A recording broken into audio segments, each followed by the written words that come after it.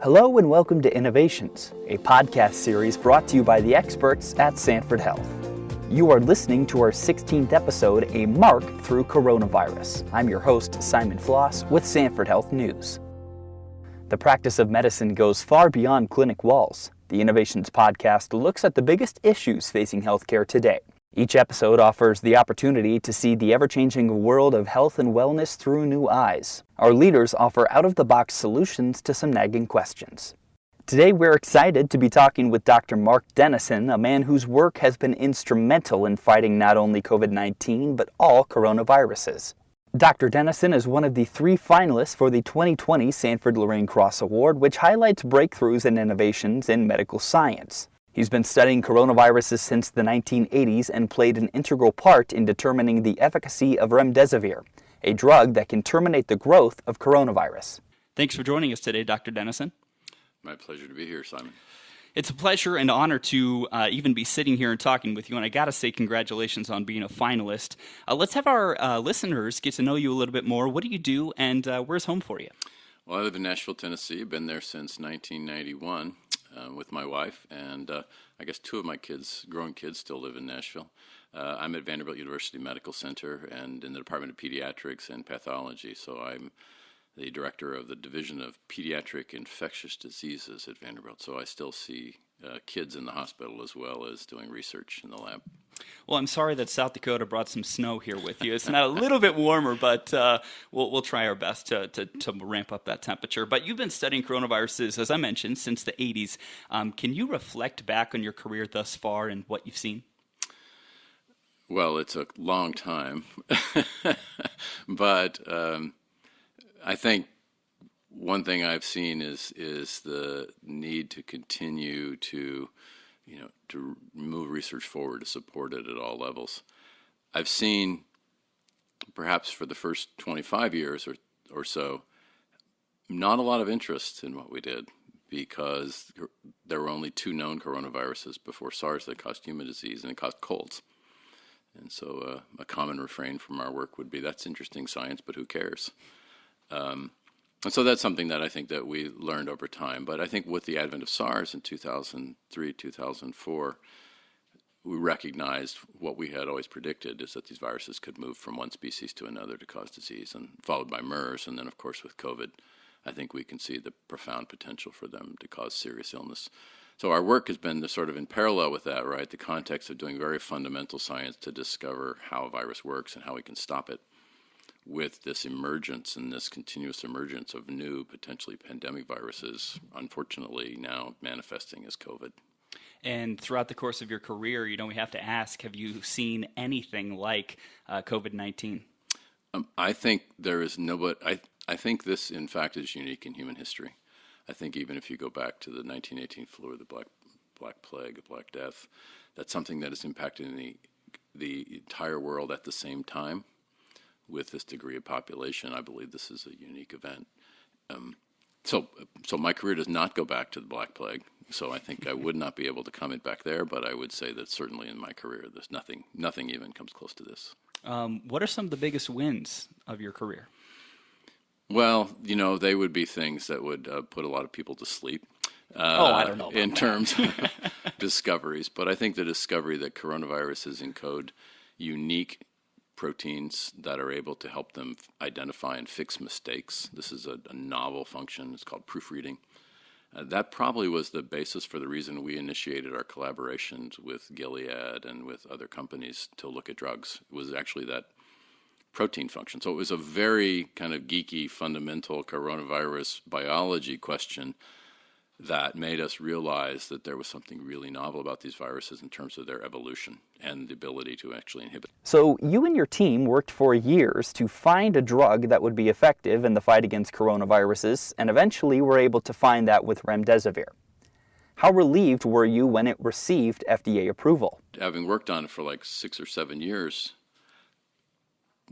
what was remarkable in a sad way, but a good way, was the timing of that we had just really completed all of the work showing what a really outstanding antiviral drug this was when this happened. And so the ability to quickly get this into people in the first case in the United States into China and then into the United States in trials was profound to us, and it's leading to the FDA authorization was a very exciting day.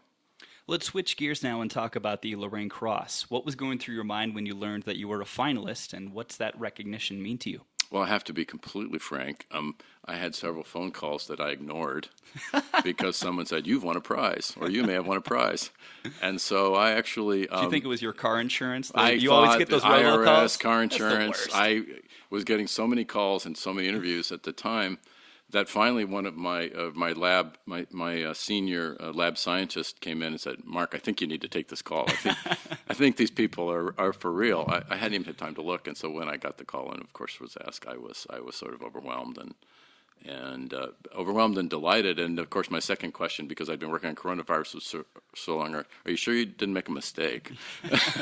but no, I'm very honored to be included. What's been a highlight about this process?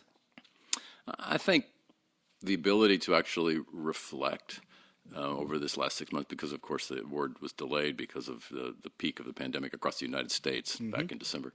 But this idea of time to really reflect on what it means from sort of a personal and a professional position. What does a career look like? How do we do this? What obstacles has my team had to overcome in order to keep the work going? I think that level of reflection is something we don't get to do very often in science. We're certainly not encouraged to. It's always move forward, move forward. But I think it's important, and I think the award allows for that kind of reflection and recognizes long-term contributions that manifest, but never might have manifested. Right? In the case of all three of the nominees, they're all things that were really out there and pushing the boundaries of science to identify something that could be useful to humans. You know, you mentioned that you were kind of starstruck by the other two nominees that you share this with. Talk to me about that relationship. Well, I've just gotten to know them. Dr. Welsh, I noticed, was at Iowa when I was there as a resident. He was new on the faculty, so he's been there longer than I actually I was in Iowa City from 80 to 86, and he came in 81. But looking at that work, you know, as a pediatrician, thinking of childhood cancer, thinking of cystic fibrosis, I'm like, yeah, those are the big playing fields, and they've gone after something that's incredibly important, and with consistent things that have been now applicable and are really changing lives and will continue to change lives. I think the only difference, I ponder that a little bit because I think, what am I doing here? I think the difference is I think something about our work is that I was always aiming at a horizon that I didn't know what was there. And that was an unusual place to be, right? It was in some ways a dark horizon, and as we got closer to it, it seemed to get darker and more distant with the increasing evidence of these viruses' capability. But you know, coming back to them, it's stunning work and well worthy of all the accolades they've had throughout their careers and culminating here. Can you share what you love most about this life-changing work? Well, I'm still a kid when someone comes to me with their results. I say, what have you got? I need something good this week. Tell me something. Just tell me some science. Well, I didn't do much. I go, well, what'd you do? Well, I did this experiment and I got this result, and I'll look at it and I jump up and down and I said, that's the most amazing thing. Do you understand how important that is? That is so cool. I think even more than ever, I love the discovery. You know, when I say sometimes we like to think of, like, if we were going spelunking, we'd go into some giant cavern and it would have ruby red stalactites and water dripping from the ceiling. They'd be 1,000 feet tall. But most of the time, discovery is more like you're crawling on your belly through a foot-wide cavern in the water up to your eyeballs, and there's salamanders in the water, and it's cold and it's dark, and you come out in a cavern, and the cavern is like 2 feet in diameter, and there's a 2-inch stalactite hanging from the ceiling. You know, that's what most discovery is. Great picture. That's what most discovery is like. But you have to celebrate that discovery too, because that's 99% of it. That's 99% of discovery, and you only know the implications of that oftentimes in retrospect. looking in the rearview mirror. You only get to see it. And that's been a wonderful part of this award process. That leads to my next question. I mean, what keeps you going, motivates, and inspires you? Well, let's see. There's the fear factor. If I don't get my grants, I don't have a job, and I don't keep my house. There's that. But no, not really. Not so much anymore, at least not this week. I think what keeps me motivated is that it's like the 6-week project I started with Dr. Stanley Perlman during my training in 1984 is now going on for 38 years. Viruses are like a nanocosmos. It's like instead of going out into the outer cosmos, you're going inward and inward and inward. And you discover that there is, I guess I call it the terrible beauty of viruses. Most of them are totally benign. There's 10 million viruses in every teaspoon of seawater. There's a virus sphere that circles over our Earth and is probably dropping viruses on us all the time. Most of them are benign. Most of them help us. Most of them prevent diseases, not cause them. So I think this concept of I'm investigating down to this incredible detail about how did they evolve, where did they come from, and then it's in the context of this tremendous history of evolution and selection of these viruses as more our partners than our enemies. But when they're our enemies, boy, they're bad. Mm-hmm. And I think those are the things that keep me driving forward. And it's really hard. I think I don't like to. I'm not an athlete, so I don't like to say things I don't know about. But it feels like I feel for an athlete at their peak when they are told it's time to retire in their early 40s, and they still feel like they got all that game in them. I always feel like there's another question. There's always 10 more questions to answer. I think that's the main thing that drives it forward is I can't not know the answer, and that's the main thing that drives it forward. How would you hope to inspire a new generation of science and medical researchers? First, I can give this talk. I can inspire them. I can tell them why it's so cool. But we have to create infrastructure that allows for those people to thrive at all levels, that we have to create opportunities for them to be able to work on difficult, complicated, or potentially dangerous pathogens without creating barriers that no new investigator could survive. If they're trying to set it up and it takes twice as long and twice as expensive and they get fewer papers over a period of time, they're academic, they can't succeed. So we have to find ways to encourage that and give people opportunities to do it.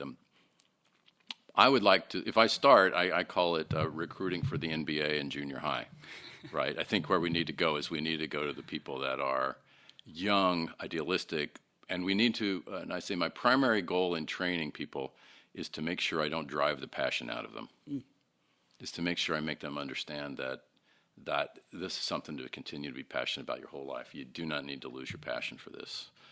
There's always a cool question to ask, and don't let the system drive that out of you. Dr. Denison, thanks again for talking with us. It's been my pleasure. Before we wrap up today, I'd like to remind you that Sanford Health Innovations podcast is now available on your favorite podcast apps like Apple and Spotify, as well as our website, Sanford Health News. If you enjoyed this conversation, follow us, give us a thumbs up, and share your comments. We do love hearing from you and hope you find these conversations insightful. Thanks for listening. I'm Simon Floss with Sanford Health News.